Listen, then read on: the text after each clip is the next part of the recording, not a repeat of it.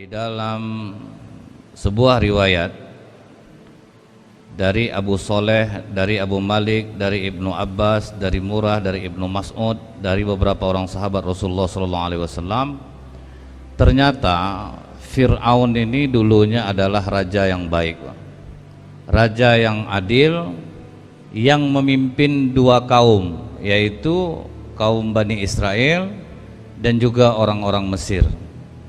Jadi awalnya dia ini raja yang baik, Pak, raja yang adil. Apa yang membuat Fir'aun ini berubah menjadi jahat? Gara-gara mimpi, Pak. Jadi ini bahayanya mimpi ini rupanya, Bu. Fir'aun ini, Pak, dia bermimpi, dia melihat api dari kejauhan, kemudian membakar istananya. Dan dia melihat ada seorang anak kecil masuk ke dalam kamarnya, mengambil mahkotanya dan menginjak-injaknya. Itu mimpi Fir'aun, Pak.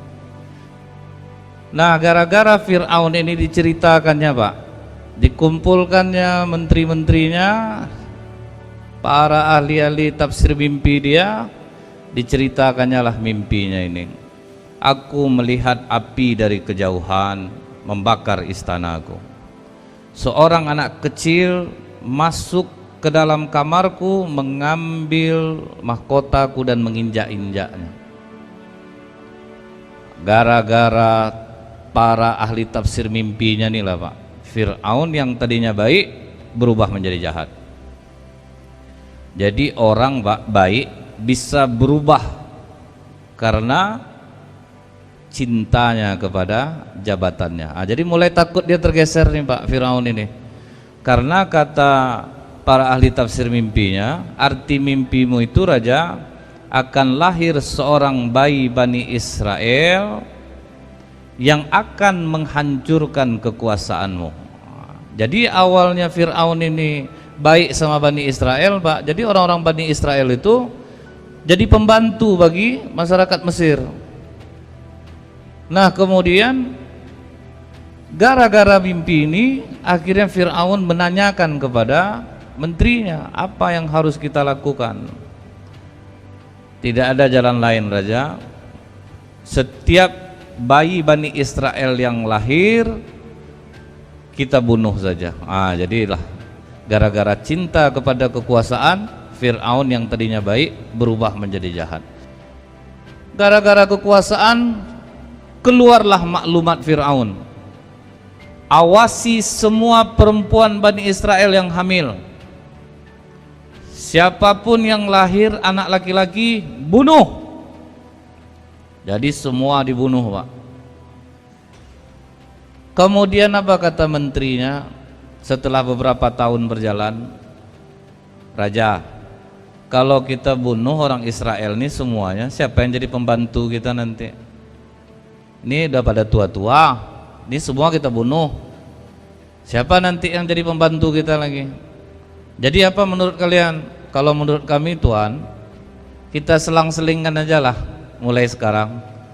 Tahun ini kita bunuh, tahun besok kita biarkan hidup bayi laki-laki. Besoknya gitu juga lagi tahun depannya. Setuju? Nabi Harun lahir ketika bayi laki-laki tidak dibunuh, Pak. Lolos Nabi Harun. Malangnya beberapa tahun kemudian Nabi Musa lahir pas giliran bayi laki-laki dibunuh. Tapi itulah, Pak, kuasa Allah yang tidak bisa dibendung. Ibu Nabi Musa tidak diketahui kehamilannya. Jadi begitu dia melahirkan, apa kata Allah? Wa auhayna ila ummi Musa an ardi'ihi fa idza khifti alaihi fa alqihi fil yammi wala takhafi wala tahzani. Diilhamkan oleh Allah, itu bayi letakkan di dalam peti, tapi bukan dihanyutkan, Pak, diikat pakai tali. Jadi setiap kali misalnya Nabi Musa ini haus, tarik, kemudian disusukan. Setiap kali haus nanti ditarik lagi, disusukan, dilepas lagi. Jadi bukan dihanyutkan, Pak. Kapan ibu Nabi Musa tahu bayinya haus? Nah, inilah keajaiban. seorang ibu yang menyusui anaknya secara langsung. Kemudian Pak, kali ini malang Bu, terlepas Pak, karena kaget ibu Nabi Musa ada yang datang, ditaruhkan di dalam peti, lupa mengikatnya, hanyut. Ibu Nabi Musa begitu cemasnya Pak, dia panggil kakak Nabi Musa, Miriam, kakak perempuan Nabi Musa. Cepat kau iringi dari daratan, kemana sampainya peti itu? Diikutlah oleh Miriam dari darat. Kaget ibu Nabi Musa Pak. Apa kata Miriam? Ibu, ternyata peti itu sampai di dapur istana Fir'aun. Panik ibu Nabi Musa Pak. Kepanikan ini tergambar dalam surat Al-Qasas ayat 10 sampai 13. Wa asbaha fuadu ummi Musa, langsung kosong hati ibu Nabi Musa Pak. Jadi ibu Nabi Musa ini sampai ingin membocorkan rahasia itu Pak, tapi Allah memberinya kekuatan. Itu di dalam surah Al-Qasas sampai akhir ayat. Jadi ditahan oleh Allah hati ibu Musa, jangan sampai disebutkan, jangan sampai diomongkan. Akhirnya bisalah bertahan Pak. Nah, kejadian Nabi Musa kecil ini sampai di istana Fir'aun, alhamdulillahnya siapa yang menjumpainya Bu? Aisyah binti Mumtazim, istri Fir'aun. Istri Fir'aun ini Pak sangat dicintai oleh Fir'aun. Untuk mendapatkan Aisyah ini Pak ya, diadakan Fir'aun kontes kecantikan se-Mesir Bu. Semua perempuan muda dipaksa ikut, mau suka atau tidak.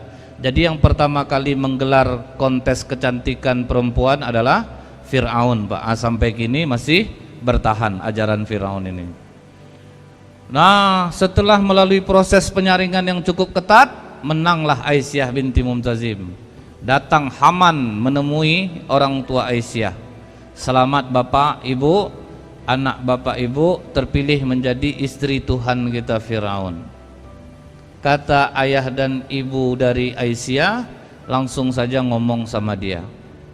Maka Haman langsung ngomong ke Aisyah, Aisyah, selamat untukmu, kau akan menjadi istri Tuhan kita Fir'aun. Apa kata Aisyah? Tidak, aku tidak akan pernah mau menikah dengan laki-laki yang mengaku dirinya Tuhan. Jadi Pak, Aisyah tidak mau Bu, dipaksa nikah sama Fir'aun, tidak mau dia Pak. Aku tidak akan mau menikah dengan Fir'aun, aku tidak pernah menganggap dia Tuhan. Haman ini provokator Pak. Pergi dia ke Fir'aun, Raja, Aisyah bukan saja tidak menerimamu, bahkan dia memaki-makimu Raja.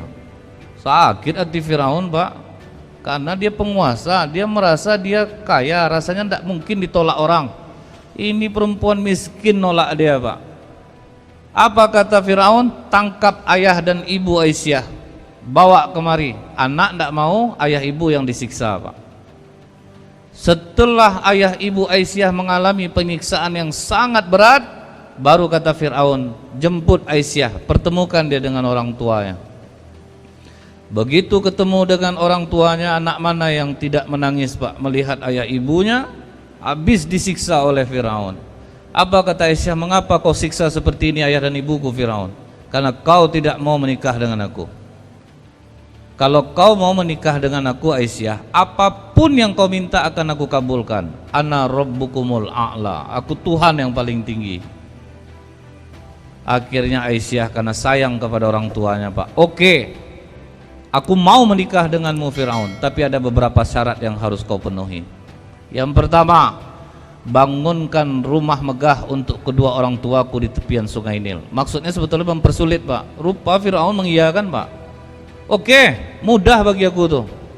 Aku bangunkan rumah megah untuk kedua orang tua kau di tepian sungai Nil. Yang kedua, beri ayah dan ibuku pengobatan terbaik untuk bisa sembuh luka-lukanya. Oke, aku lakukan. Masih juga bisa juga Pak. Akhirnya yang ketiga yang paling berat Bu, kau boleh menikahi aku, kemanapun ada acara kau boleh bawa aku, tapi jangan pernah menyentuh tubuhku, dan tidur bersamaku. Itu syarat yang paling berat, Pak. Oke, kata Firaun, aku jalan sama kau aja bangga aku, Aisyah. Tuh bayangkan, Pak. Dan Firaun komitmen, Pak, nggak pernah menyentuh Aisyah dan tidak pernah tidur bersama Aisyah. Tapi setelah beberapa tahun, Pak, mulai terasa rugi Firaun. Duit aku habis sama anak nih, megang tak dapat. Mulailah, Pak, Firaun mulai menggoda Aisyah. Aisyah memohon pertolongan kepada Allah. Doa Aisyah inilah diabadikan Allah dalam surat At-Tahrim. Rabbi bni li indaka baitan fil jannah wa najjini min fir'auna wa amalih wa najjini minal qaumaz zalimin. Ya Allah, bangunkan rumah di surga untukku yang paling tinggi. Selamatkanlah aku dari kejahatan Fir'aun. Selamatkanlah aku dari kejahatan orang-orang zalim. Inilah doa yang selalu dibaca Aisyah, Pak, sehingga dia selamat dari godaan Fir'aun. Tidak jadi Fir'aun pun memegang dia, Pak. Tidur bersama dia pun tidak pernah. Nah, dia yang ketemu bayi Nabi Musa kecil di belakang istananya, Pak. Dia gendong, nampak sama Fir'aun, Pak. Bayi Bani Israel, bunuh. Ditatap Aisyah mata Fir'aun, Pak. Kalau yang ini jangan. Entah mengapa jatuh sayangku ke dia. Suka-suka kau lah, Aisyah. Nah, jadi kemudian, Pak, ya, dari mana Fir'aun tahu itu bayi Bani Israel? Tentu itu pertanyaannya, Pak. Bentuk bayi sama semuanya. Kenapa Fir'aun tahu?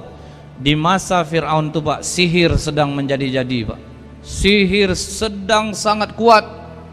Setelah itu, Pak, menangis kejang bayi Nabi Musa ini, Pak. Menangis karena mau nyusu. Disusukan oleh perempuan istana yang sedang menyusukan anaknya. Itulah keajaiban Allah, Pak. Tidak mau. Ke siapa saja disusukan tidak mau. Ini skenario Allah. Kepada siapapun disusukan tidak mau. Maka dibawa ke pasar. Sampai di pasar diumumkan oleh Aisyah, siapa yang bisa menyusukan bayi ini dan dia diam, akan kuberikan penghidupan yang layak, aku berikan upah yang besar. Pas ada kakak Nabi Musa perempuan di sana, Pak, langsung dia nyamar. Apa kata dia? Hal adullukum ala ahli baiti yakfulunahu lakum wa hum lahum nasihun. Itu terdapat dalam surah Al-Qasas 12. Maukah kamu aku tunjukkan kepadamu ahli bait yang akan memeliharanya untukmu dan mereka dapat berlaku baik kepadanya? Oh, mau, kata Aisyah. Dibawalah oleh kakak Nabi Musa ke rumah mak kandung Nabi Musa. Coba sama ibu nih, disusukan oleh ibu Nabi Musa tuh mau, Pak. Bu, kalau begitu tinggal aja di istana saya. Tidak, saya punya suami, punya anak. Pokok setiap bayi ini haus bawa aja kemari. Lihat, Pak, karena ibu Nabi Musa sabar, dikasih Allah cobaan, akhirnya cobaan berat itu berbalik menjadi kebaikan, Pak. Udahlah dapat ketemu anak kandung, menyusukan anak sendiri, dapat pula duit banyak, Pak. Lama kelamaan Fir'aun tidak bisa menahan hatinya, Pak. Timbul sayangnya kepada Nabi Musa. Tidak bisa dipungkirinya, Pak. Diam-diam, Pak, diagah-agahnya bayi kecil ini, Pak. Kecil, bajaknya main-main, Pak. Pas dia mau mencium Nabi Musa, ditarik Nabi Musa kecil jenggotnya, Pak. Salto Fir'aun langsung, Pak. Tersungkur. Karena apa, Bu? Satu Nabi Musa dewasa kekuatannya sama dengan 10 orang laki-laki, Pak. Berarti bayinya sama dengan 1 orang laki-laki dewasa. Maka tersungkur Fir'aun, Pak. Berputar dibuatnya, langsung dicabut Fir'aun pedang. Berarti inilah bayi Bani Israel yang ada dalam mimpi aku nih. Waktu dia mau pancung, Pak, berlari Aisyah, jangan, berhenti, Pak. Otomatis, Pak, berhenti pedang itu langsung. Kenapa kau membunuh dia? Tarik jenggot aku, Aisyah, salto aku dibuatnya. Mana pula mungkin anak kecil nih. Kau nak nampak kau tadi, kau nak di sini. Aku yang merasakan, terbalik aku tadi. Pokoknya mau aku bunuh anak nih, tidak ada cerita. Tidak, ginilah, kita ujilah. Taruh kurma sebutir, taruh batu bara sebutir yang sudah panas. Kalau sempat dia berakal, pasti dia pilih kurma. Tapi karena dia masih anak-anak, pasti yang dia pilih bara api. Ngeri Aisyah mengambil keputusan, Pak. Ternyata Nabi Musa kecil mengambil bara api, dimasukkannya ke mulutnya. Itulah yang menyebabkan lidah Nabi Musa terbakar sehingga sulit untuk bicara, Pak. Itulah awal Nabi Musa itu tidak bisa bicaranya lancar. Setelah Nabi Musa remaja, ini terdapat di dalam di dekat halaman 483, Pak. Dia main keluar istana. Main keluar istana, Pak, nampak dia orang Bani Israel sama orang Mesir kelahi. Datang orang Bani Israel, Musa, kita sekampung Musa. Kau lahir dari rahim orang kami. Bantu kami Musa. Datang orang Mesir, Musa, memang mereka yang melahirkan kamu, tetapi yang membesarkan kamu dan membuat kamu hidup senang adalah orang kami. Gitulah, Pak, saling menceritakan kebaikan sendiri. Nah, inilah bahayanya primordial nih, Pak, kalau kesukuan kita terlalu tinggi, Pak. Akhirnya Nabi Musa dipilihnya membantu sukunya, Pak, Bani Israel. Nah, ini kesalahan Nabi Musa, Pak. Jadi kita ini, Pak, jangan sampai sama seperti orang jahiliyah. Prinsip orang jahiliyah, mau benar atau salah yang jelas bela saudara kita dulu. Itu prinsip orang jahiliyah, Pak. Kalau kita jangan seperti itu. Salah pun saudara kita tetap salah, tidak bisa kita bela. Nah, jadi inilah, Pak, yang takutnya kita, Bu, kesukuan inilah yang bahaya. Nah, jadi ditinju Nabi Musa lah, Pak, orang Mesir ya. Lupa dia kekuatannya double, Pak. Mati di tempat, Pak. Rasa ditumbuk kereta api mungkin orang tuh, Bu, ya. Tinju ya, Pak, mati. Nabi Musa pun tidak menyangka, Pak, bahwa orang yang akan ditinjunya ini mati. Menyesal betul Nabi Musa, Pak. Doa Nabi Musa ini dalam surah Al-Qasas ayat 15. Rabbi inni zalamtu nafsi faghfirli faghfara lahu innahu huwal ghafurur rahim. Ini adalah perbuatan setan. Musa berdoa, ya Tuhanku, sesungguhnya aku telah menganiaya diriku sendiri, karena itu ampunilah aku. Jadi diakui Nabi Musa, Pak, dia salah, membela sukunya, bukan membela yang benar. Dan kedua suku ini saling menceritakan kelebihannya masing-masing.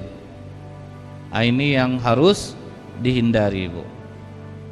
Kemudian, apakah Nabi Musa yang kuat ini berani melawan Fir'aun? Tidak, Pak. Makanya kita jangan konyol. Betul gaya Nabi Musa nih, Pak, melarikan diri dia, Pak. Orang kan ada kalau berpikir, Pak, sekuat tuh Nabi Musa, ngapa dia lari? Itu yang bagus tuh, Pak. Nabi Musa lari, Pak. Tahu dia dicari Fir'aun, lari Nabi Musa. Tidak ada uang, pakaian hanya selembar di badan, lari, tidak tahu arah tujuan. Ini terdapat dalam surat Al-Qasas 22-24. Pokoknya dia mengarah kemana aja, Pak, sampai ke Madian, di tempat Nabi Shu'aib. Jadi Nabi Shu'aib, Nabi Musa satu zaman, Pak. Cuma Nabi Shu'aib senior, Pak, udah tua. Sampai di Madian, Nabi Musa berteduh di bawah sebuah pohon. Perut lapar, Pak, karena tenaga sebesar Nabi Musa tuh makan agak banyak sedikit, Pak. Perut lapar, tapi tidak ada yang bisa dimakan. Uang tidak ada. Duduk aja di situ, Pak, sambil berdoa, ya Allah, aku menginginkan kebaikan darimu. Aku menginginkan kebaikan darimu. Itulah Nabi Musa, Pak, berdoa. Tidak ada dia yang bilang ke orang aku lapar, tidak ada, Pak. Dia minta ke Allah, ya Allah, aku memohon kebaikan darimu. Kebaikan yang dimaksud Nabi Musa, makan. Dia pengen makan. Terperhatikan oleh Nabi Musa, Pak, ada dua orang perempuan sedang mengantri memberi minum ternak. Tapi karena banyak laki-laki, tidak bisa dia ikut di sana. Dilihat oleh Nabi Musa, maka Nabi Musa datangi kedua perempuan ini. Dari tadi aku perhatikan kalian di sini, kenapa? Kami mau ngasih minum ternak, cuman laki-laki ramai, tidak bisa.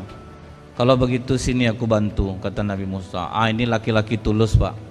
Diangkat Nabi Musa, batu besar, Pak, keluar air di bawahnya. Dikasihnya minum ternak perempuan ini semuanya sampai kenyang, ditutup Nabi Musa lagi air itu.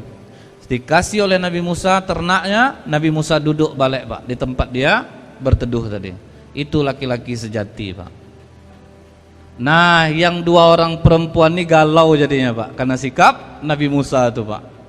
Jadi kalau bapak tulus, Pak, tidak mandang tua perempuan, Pak. Tapi ini janganlah bapak amalkan loh, Pak, ya. Tunggulah dulu, karena nanti bekasus lah kita nanti jadi ini, Pak. Karena apa, Pak? Ternyata kalau laki-laki itu acuh, santai, perempuan galau dibuatnya, Pak. ceritalah kedua anak Nabi Syuaib ini kepada ayahnya. Ayah, kami tadi ngantri ayah ngasih minum ternak itu. Ada laki-laki itu kuat ayah, dan dia bisa dipercaya karena dia tidak mengganggu Pak. Dikasih minum ternak, diangkatnya batu tuh ayah. Apa kata Nabi Syuaib?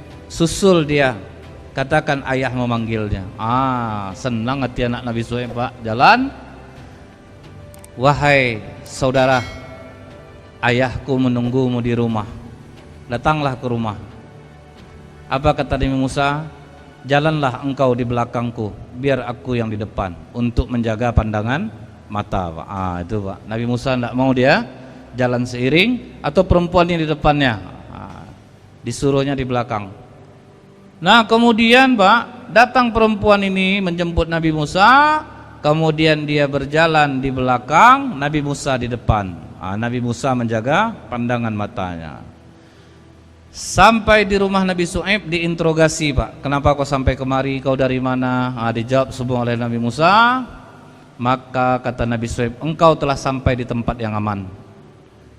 Maka Nabi Syuaib mengatakan kepada Nabi Musa, udahlah tinggal di sini, menikah dengan anakku. Mau kau cukupkan 8 tahun boleh, 10 tahun boleh.